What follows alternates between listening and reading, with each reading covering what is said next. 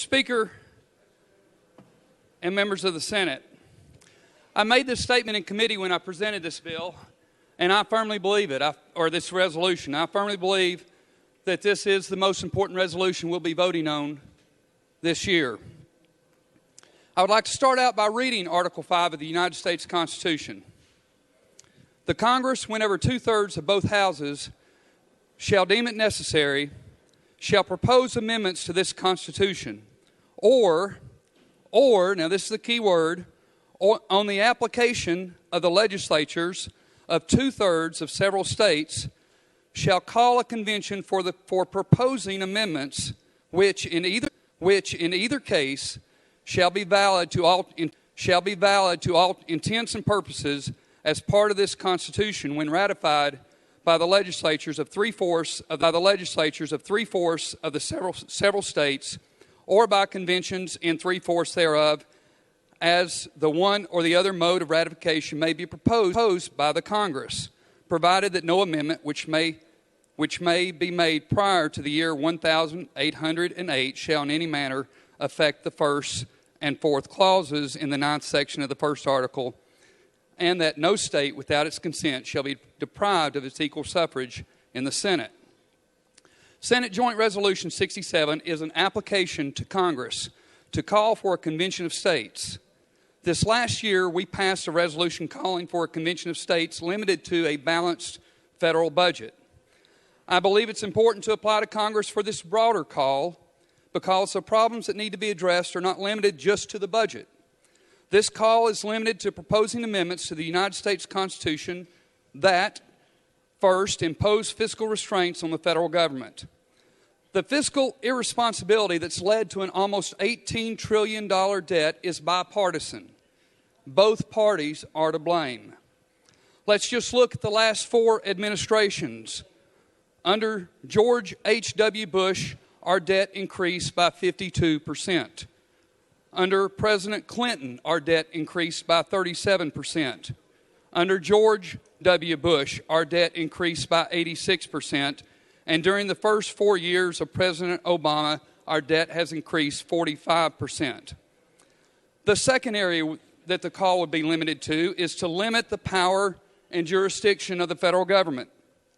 Earlier this year, Senator Norris brought legislation urging Congress to propose a constitutional amendment relative to the regulatory authority of the executive branch. During discussions on that legislation, we talked about the federal government's regulating school bake sales, the new rules being placed on higher education, and the new oppressive EPA water and air rules. The third area that the call would be limited to is to limit the terms of office for its officials and for members of Congress. Our framers envisioned a citizen legislature, which we had for the most part until the 1950s. With the growth in the size and scope of the federal government and the power and influence with becoming a full-time politician, it is time that we at least look at putting term limits in place. Now, I want to repeat the three areas again that the call would be limited to impose fiscal restraints on the federal government, to limit the power and jurisdiction of the federal government, and to limit the terms of office for its officials and for members. 3 states have already passed the language we are considering today: Florida, Georgia, and Alaska. 31 states have introduced this language and are considering it this year. Now, let me clear up some misinformation that many of you received the last few days in emails about the progress of this resolution in other states. You've been told that all other states have rejected this resolution. It is true that in a few states, the Convention of States resolution has been narrowly defeated, but it's still alive and being considered in 20 states. In those 20 states, it has passed one house or the other in 5 of those states, and it's passed committees and is still moving in 6 of those states. Former U.S. Senator from Oklahoma, Tom Coburn, recently wrote an article for the Washington Times. He stated in that article, "Throughout my time in Washington, it was my goal to constrain the scope and the size of our federal government to that which our founders intended. There were successes along the way, of course, but the federal behemoth continues to grow almost unabated year after year, election cycle after election cycle. The reason for this is surprisingly simple. It's human nature to attempt to collect as much power and control as possible, and in few places is that more evident than Washington, D.C. Our national soul is being corrupted by Washington's unhindered and unconstitutional overreach. Our founders anticipated the federal government might get out of control at some point, and they gave us a constitutional mechanism to rein it in. It's called a Convention of States, outlined in Article 5 of the Constitution. I'm sure that you've received the emails from people that are worried about the process, concerns that have been raised that a call like this could lead to a runaway convention that would completely destroy our federal Constitution. Let me assure you that such concerns are unfounded. First of all, Leader Norris passed a bill last year that became Public Chapter 979. This faithful delegate legislation, which other states have also passed, puts restraints on anyone that represents Tennessee at an Article 5 convention. Secondly, proposed constitutional amendments must pass an extremely high bar before they become part of our Constitution. First, 34 states have to issue an identical calling for a convention. Second, at a convention of states, a proposed amendment would then have to have 34 states approve the proposal before sending it to the states for ratification. Third, and finally, 38 states would have to ratify the amendment before it would become part of the Constitution. In the 50 states, there are 99 individual state legislative bodies. That means only 13 of the 99 could reject or stop any amendment to the federal Constitution. By far the most important safeguard that our founders built into this process. Mr. Speaker, that's an explanation of Senate Joint Resolution 67, and I yield to members for questions. 67, Senator Bell has moved adoption. It has been seconded. Senator Green, you're recognized. Thank you, Mr. Speaker. Would the sponsor yield? Yields. Ladies and gentlemen of the Senate, I rise in support of this resolution. I'm very fearful for our country. If you look at our current debt situation, by 2061, the entire revenue of the federal government will be consumed by only 3 items: Medicare, Medicaid, and Social Security, as they stand right now. That means in my son's lifetime, the entire budget of the federal government will go after those 3 items. We have got to rein in spending. Most economists believe that once the debt to GDP ratio or the interest payments is 250%, that the economy basically becomes unfunctionable. It can't function. And for the United States, that actually is going to happen in the 2050s. Again, in the lifetime of my child. Right now, the CBO says the country will get to a point where its interest payments won't allow it to function.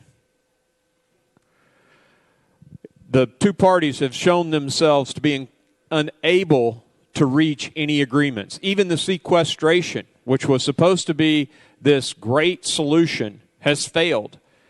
And now with cuts to the military that are going to take the United States military to force levels below where it was before 9/11, meaning our U.S. government's military cannot defend 2 locations on the globe simultaneously. And they are making those cuts this summer because we can't afford it. It's incompetence. I go and support this as the last hope, the last possibility that we can rein in this gluttonous spending at the federal level and hopefully save this country. And I ask that you support this resolution and the sponsor. Thank you, Mr. Speaker. Thank you, Mr. Speaker. Would the sponsor yield? Yields. Senator Bell, would you we all hear from our Tea Party and our ultra right-wing friends, and they say, oh, you can't do this. The Eagle Forum's against it. The John Birch Society is against it, which I remind you started north of the Mason-Dixon line. But could you explain to our Tea Party friends the difference in a convention of the states and a constitutional convention? A lot of people confuse the two. and I think there's a difference. Could you explain it? Mr. Bell? Thank you, Mr. Speaker. And Mr. Speaker, I would just go back to Article 5 in the U.S. Constitution and what it says about that when the criteria is met, in other words, when an application of the legislatures of 2/3 of several states shall call for a convention for proposing amendments. And that's what we're talking about. It's not a constitutional convention to change the Constitution, but a convention to propose amendments, just like we've done 27 times through the other method that our founders gave us. We've amended our Constitution safely 27 times. This is a way our founders gave us to amend the Constitution, but the states have never exercised this power. And I'd say it's time we exercise that power that our founders gave us to propose amendments.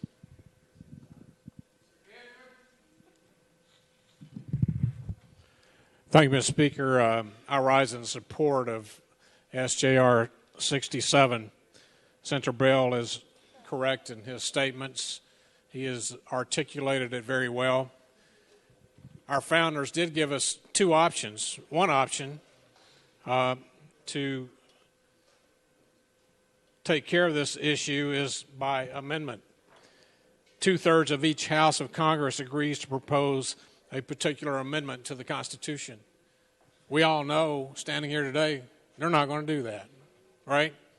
So the only other option that we have is through a convention of states. The founders knew that the federal government might one day become drunk with power. The most important check to this power is this Article 5, which gives us the authority to hold a convention for the purpose of these amendments. By calling a convention of states, we can stop this federal spending. The debt spree, the power grabs of the federal courts, and the misuse of federal power.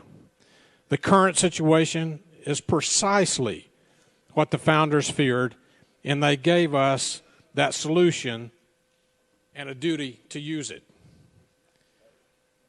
Congress has no authority to stop such a process, and they made sure of that by giving us Article 5. Ladies and gentlemen, on the floor today, this country is approaching a crossroads. We are there at that crossroads today. I firmly believe that. And if you're not feeling it yourself, you're not awake.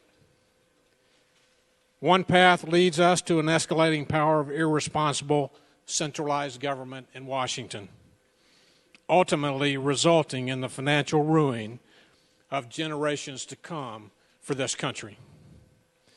The other path leads to the restoration of liberty and an American renaissance for our future. I ask you today, before you vote, which way do you choose? Thank you, Mr. Speaker. Thank you, Mr. Speaker. I just want to expand, too, on the inability really to put any faith in the system, not necessarily the people, but the system that we have in Washington, D.C. right now. I mean, there were several states that tried to do this earlier. Remember Graham Rudman? I mean, Graham Rudman was supposed to fix the problem. Well, it didn't. It failed. Again, states start circulating this constitutional convention or convention of states, to use the correct term, and then you start seeing things like sequestration. And now that's failed.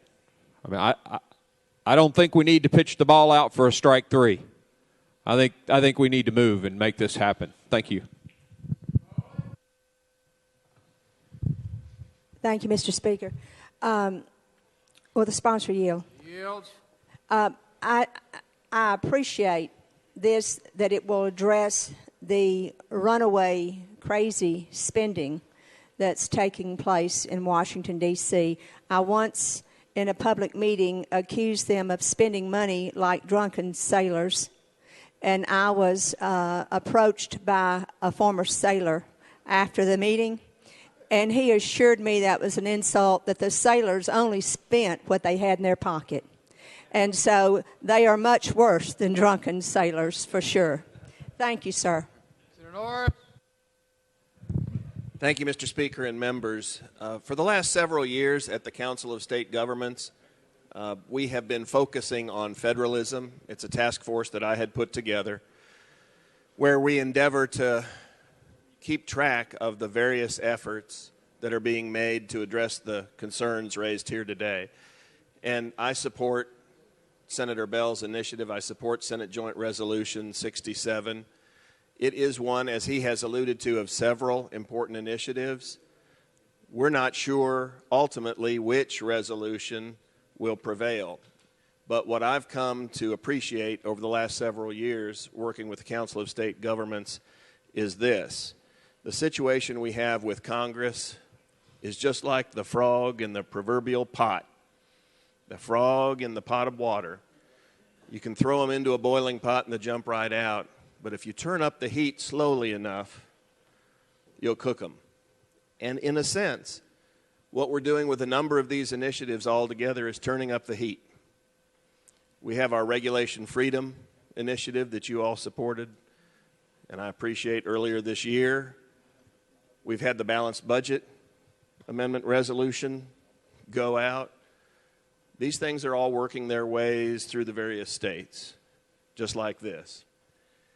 I think anything and everything we can do within reason to turn up the heat on those folks in Congress is the least we can do as states to step up and do our duty.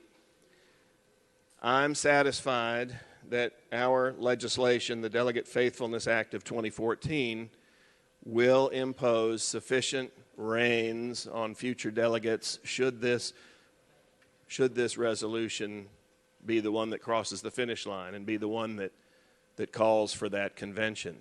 I appreciate Senator Bell's initiative.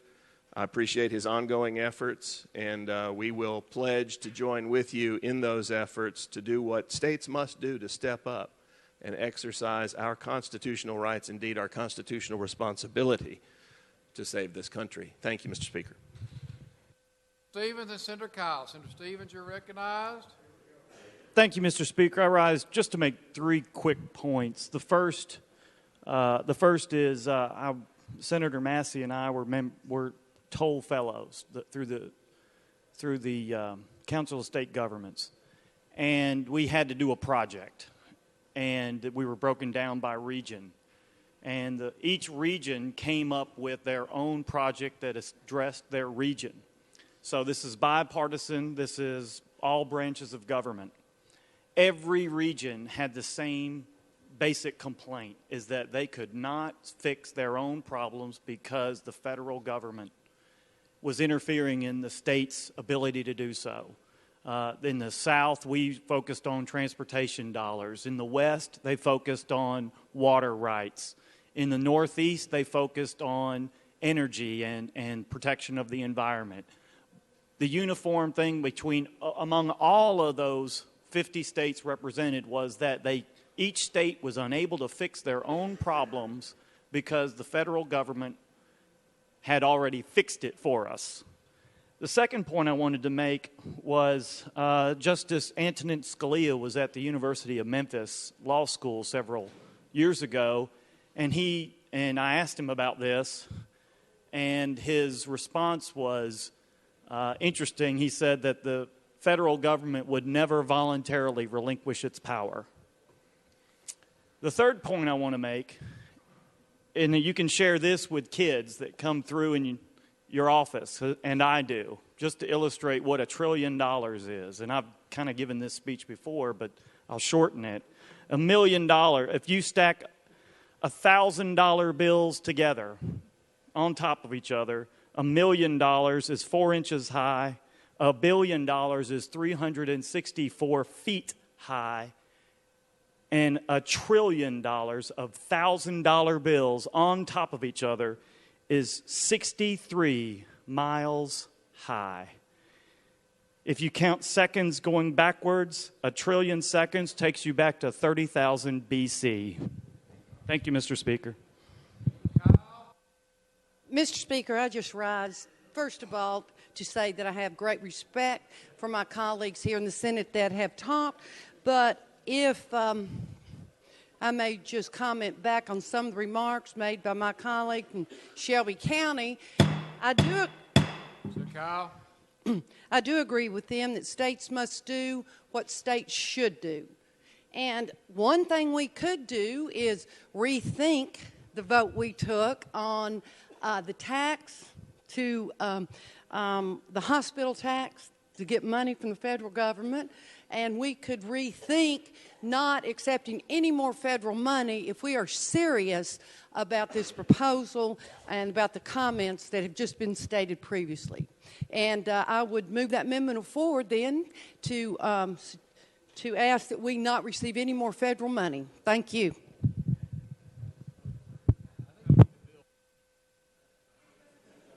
Can we amend this?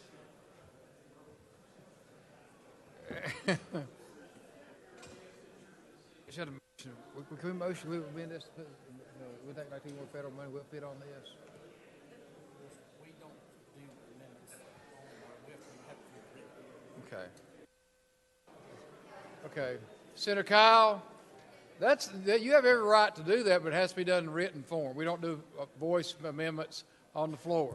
So if you want to have that amendment, it'll take 2/3 because it's not timely filed, of course. But you have the right to do that if you want to, but it has to be written and turned into we don't do unwritten amendments on the floor. Senator Kyle, you're recognized. Yes, sir. And thank you, Mr. Speaker. But I did want to note that their comments and actions we should line them up. And so if we vote this morning to get a tax in order to get funds for hospitals, and then we certainly should follow in on, I think our majority leader has proposed that states must do what states must do in order to be part of a process that has been stated by Senator Bell. But I would just like to add those comments to make an equal balance between this proposition. Thank you. Senator Harris had him, your name was, well, no, it wasn't either. It said you're my colleague from Shelby. But if he'll yield to you, Senator Norris, then Senator Harris. Senator Norris? No, thank you, Mr. Speaker. I appreciate that, and I appreciate the kind lady's remarks. We have, I don't know, over 40%, 43% perhaps of our state budget. God willing, we'll get to it. That budget I keep talking about is derived from federal dollars. And I think the Sears Crosstown legislation she covets is largely funded by SAME.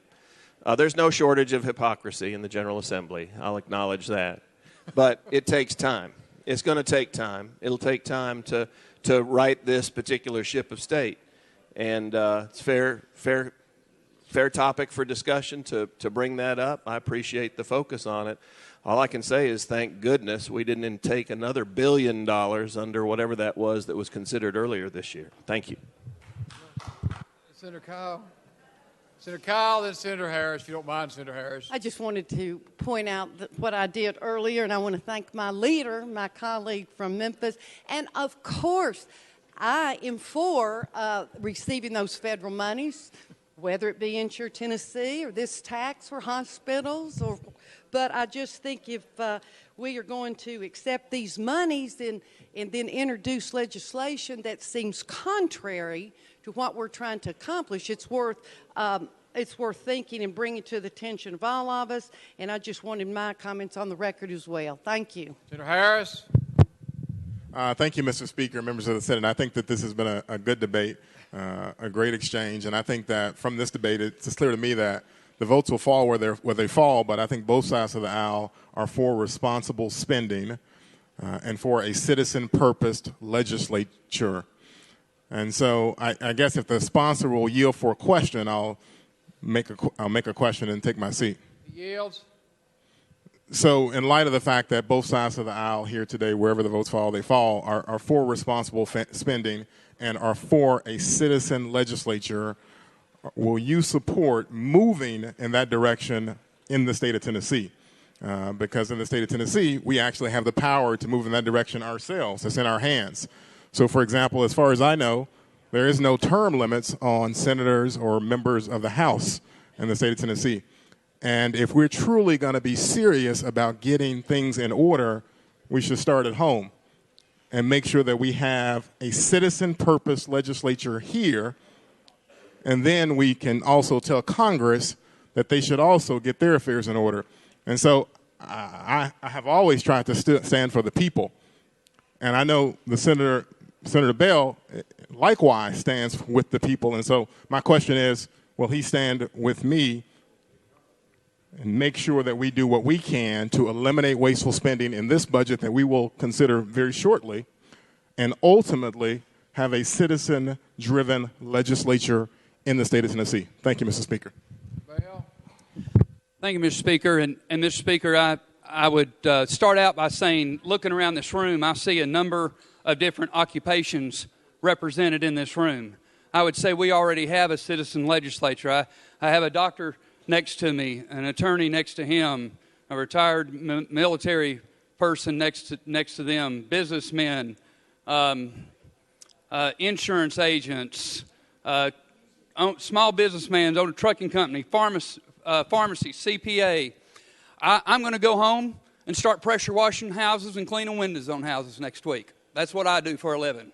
I don't think you can get much more. I tell people back home when they see me climbing on the side of their house, cleaning windows and pressure washing their house, they say, I can't believe my senator's out here cleaning my house. And I'll say, well, that's the type of legislature you have in Tennessee. People who go to Nashville, do their work, and go back home. That's no longer what we have in Washington, D.C. And that's what our founders intended for us to have, and it's not what we have anymore. And that's where I'm going to draw a difference between what needs to happen in D.C. and maybe what needs to happen here in Tennessee. And you can look around at our two different bodies in the House and the Senate, and you can see we've had a major turnover in the last 6 to 10 years. We don't need term limits here because our citizens keep turning us over in Tennessee. And that's what has happened time after time again. Senator Tracy? Thank you, Mr. Speaker. I move previous question. Without objection? Without objection, the question is put. Senator Bell, you may close on SJR 67. Mr. Speaker, members of the Senate, I appreciate the discussion. I appreciate the debate. And in closing, Mr. Speaker, let me now read an account of the 1787 Constitutional Convention. After some debate, Madison, that's James Madison, removed reference to the convention amendment process, giving the national legislature sole authority to propose amendments whenever it thought necessary or when 2/3 of the states applied to the national legislature. Several delegates voiced opposition to the idea of the national legislature retaining sole power to propose constitutional amendments. George Mason argued from the floor of the convention that it, and I'll quote here, would be improper to require the consent of the national legislature because they may abuse their power and refuse the consent on that very account. Mason added, and I quote, no amendments of the proper kind would ever be obtained by the people if the government should become oppressive. In response to these concerns, the convention unanimously voted to add language allowing the states to apply to Congress for a convention to propose amendments to the Constitution. Ladies and gentlemen of the Senate, our federal government is out of control. Our debt is $18 trillion and growing. We are inundated with new and oppressive regulations constantly. Today, if we adopt SJR 67, we will be saying it's time for the states, and specifically Tennessee, to utilize a tool our founders gave us to rein in an out-of-control federal government, a tool that's been available and within our reach, but it's been ignored and neglected for 228 years. Ladies and gentlemen of the Senate, it's time for Tennessee to grasp the Article 5 tool, the tool our founders unanimously adopted in 1787 to combat the Leviathan that our federal government has become. Thank you, Mr. Speaker. Thank you. It has been a great debate. The question has been put. Senator Bell has closed. We're on the board. Those in favor vote aye when the bell rings. Those opposed vote no. So every member voted. Mr. Clerk, take the vote. Ayes 23, 5 nays.